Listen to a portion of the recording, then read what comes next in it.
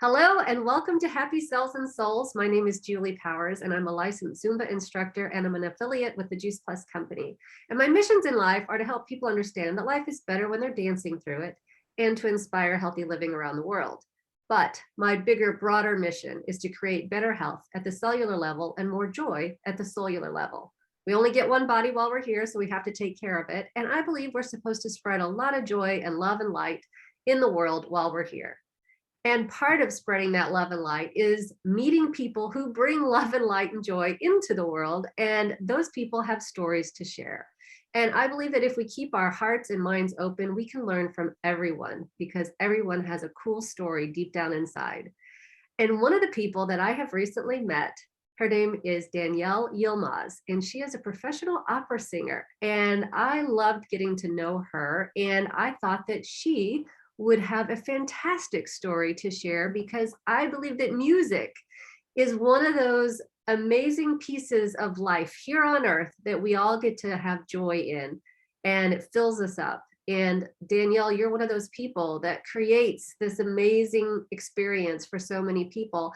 And while I can say I am not an expert on opera, I definitely have a deep appreciation for it. And so Danielle, I thank you for being here. And I'd love to hear a little bit about you, your background, where you're from, and how you got started in opera. Okay, well, thanks for having me, Julie. It's always a pleasure. Well, first of all, you introduced me as an opera singer, and I am an opera singer, and I do perform in operas, but I probably would consider myself more of a professional classical soprano because I do choral work as well. So it's kind of like a mix. I grew up in actually Fredericktown, which is probably surprising. And I did, schooling there. And in high school, the band director realized that I had, a talent and started teaching me voice lessons. I had piano lessons all through, elementary and middle school and all that. But he said, I think she's got, a natural gift here. And I think she should maybe start studying with a private teacher at Webster. So my parents, who were very, very, very supportive of me, would drive me to Webster University every week for an hour-long lesson with a wonderful teacher there who really taught me so much about classical singing and technique. And then I decided I wanted to go to college for vocal performance, which is opera performance. And I got into UMKC. And I went there actually for 6 years. I did both my undergrad and my master's degree there. It was a wonderful university. I really just don't have anything negative to say about it. And then after that, I did some performing kind of like outside there, but I never really did a lot of opera. I kind of ended up doing more jazz and like bossa nova styles. Ah, Because as a musician, when you're first starting out, especially as an opera singers voices develop more and more over time, and so you have to be really patient while you're trying to develop your craft and allow your natural voice to develop itself. I would sing these jazz gigs a lot because I was making money doing that. right. So you have to have some sort of side job, so to speak. And I always taught private lessons during, like, actually through college even. So I was always making my income, with the degree that I had. So I've always had a private studio. I feel like I hit it off as a private teacher pretty quickly. I had a lot of successful students throughout my teaching career, but all private. I didn't work for school or anything like that. And I did that for a long time, just, to make income. And I did these jazz gigs. And then after living in Chicago or Kansas City for about 7 years, once I got my master's, I actually moved to Chicago. And in Chicago, I opened up my own theater company and my own music studio where I had like 8 or 9 studios in there where I hired out teachers to teach along with me, actually. And Mhm. I and directed musicals for, youth. So I did that. And then I also did 2 concerts. I wouldn't say tours because they weren't really tours, but I did 2 concerts in Germany. Like each summer, I went there and I trained, and I worked with some conductors and I did a concert series with some other artists, and that was all classical singing as well. And I did that for 2 years, and then I came back. I got married to my husband, who's Turkish, and we had 2 children in Chicago. And then after that, we left and went to Turkey, where I taught music in a private school setting. So that was weird for me because, first of all, I didn't speak Turkish. Second of all, Right. foreign country, I didn't know anything. It was so different from Germany and Europe and all the other I places, bet. yeah, that I'd been in this language. It was so hard. So I did that. We lived there for about 5 years, and then we ended up coming back. This, by the way, was 11 years after Chicago. So I lived in Mhm. Chicago for 11 years. Okay. So I did that all that time. And then we moved back to the US, and essentially I had to come back before my husband. So we went to Fredericktown. I stayed there really until he closed out everything and I started the kids in school. And then when he came back about 3 months after that, we lived in Fredericktown for like 3 or 4 years, and then we transferred over to Farmington. It was a little bit better for us, a little bit bigger, a little bit closer to St. Louis. Hmm. When we got back, I decided I'm going to start, performing again. So I auditioned for the St. Louis Symphony Chorus, and I got in the very first time, and I started, making And connections. that's a division of the St. Louis Symphony Yes. Orchestra. Yeah, Yes. that's actually the St. Louis Symphony Orchestra. Right. That's the actual entity of it, but they call us the St. Louis Symphony Chorus. In this, all the performances are at Powell Hall up in St. Louis.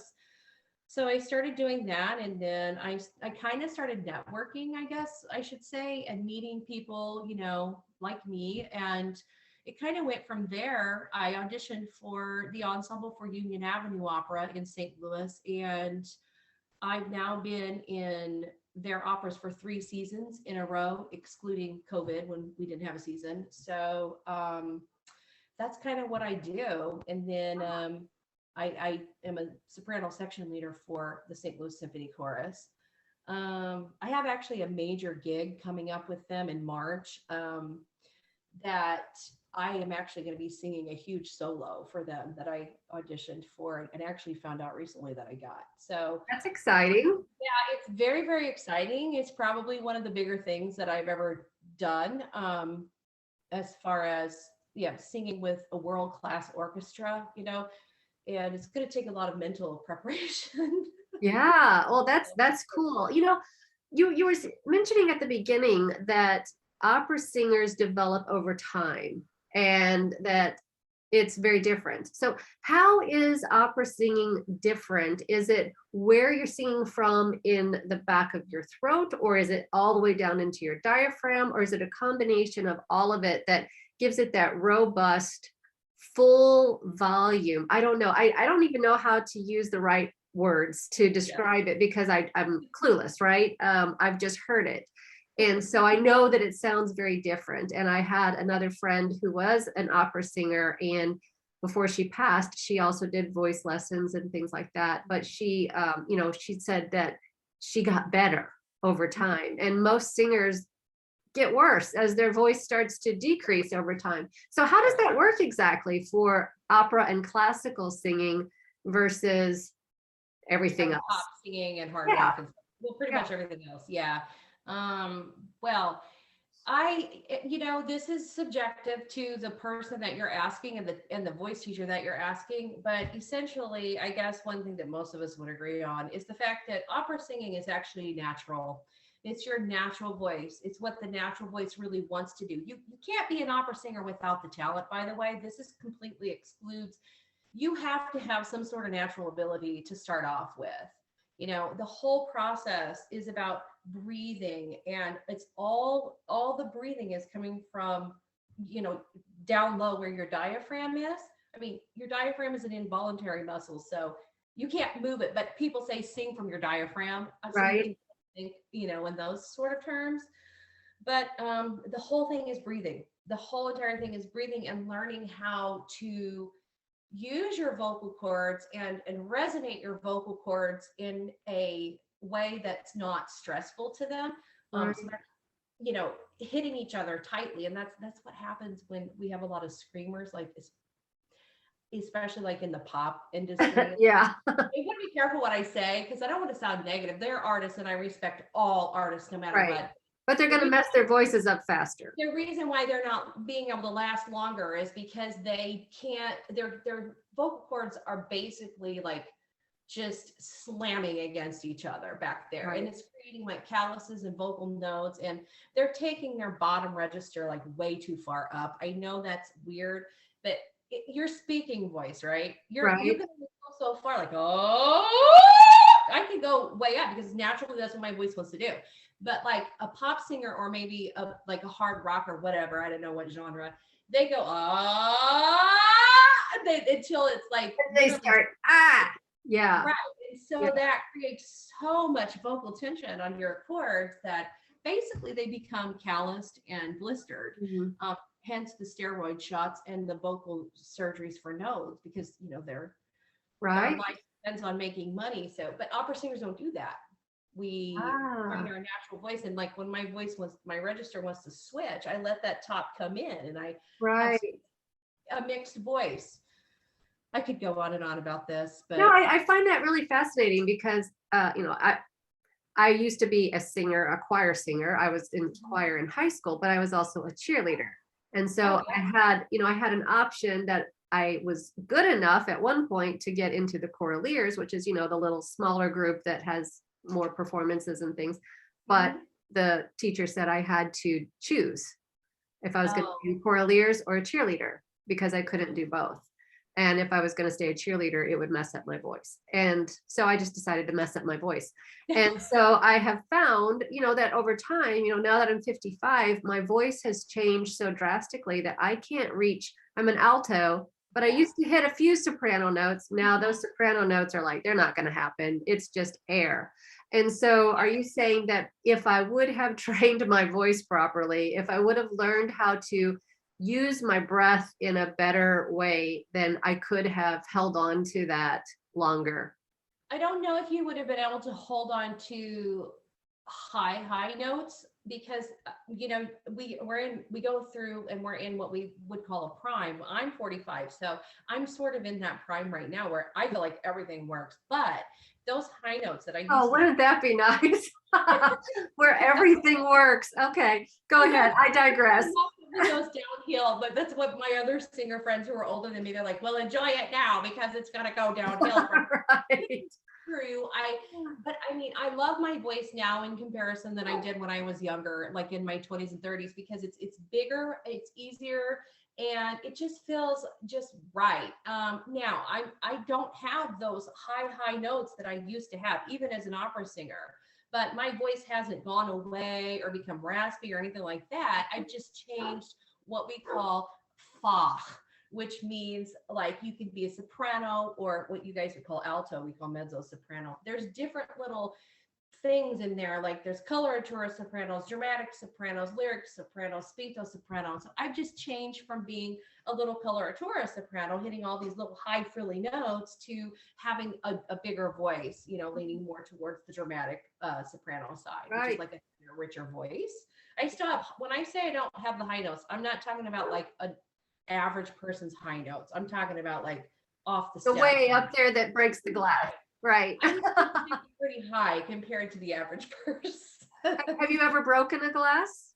No. And I think that's just a theory. I don't know if you could really do that with vocal sound. You know what? I think you can, because the vibration, the sound vibration is so tight together at that high. If you can aim it right at glass, and if the glass is thin enough, then that vibration would break it. That's just glass and try that. You should try it.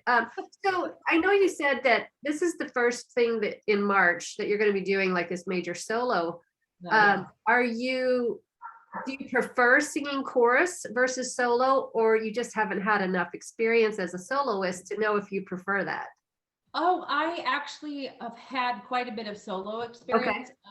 But you know what, with being the fact that I've got the two kids and my husband travels a lot, I try not to put too much pressure on myself because I don't want to go crazy. So I tend to kind of keep things small on purpose. Like when I audition for Union Avenue, I only audition for the ensemble. I do not audition for roles. Now, I could, and some people say I should. Why aren't you doing this? And I'm like, the amount of stress and the amount of work that goes into this is so much more than what people realize. I mean, Right. Sure. first of all, you have to have, you're doing this in a different language more than likely. Like almost all the operas except for like one that I've been in is in a foreign language. The one I was in over the summer was Russian, so I had to learn Cyrillic. Yeah. So they're usually what? Russian, Italian, German. Not usually Russian. That was just a weird one. Usually they're in Italian, French, or German. Okay. There are English operas too. In fact, they're doing English this year.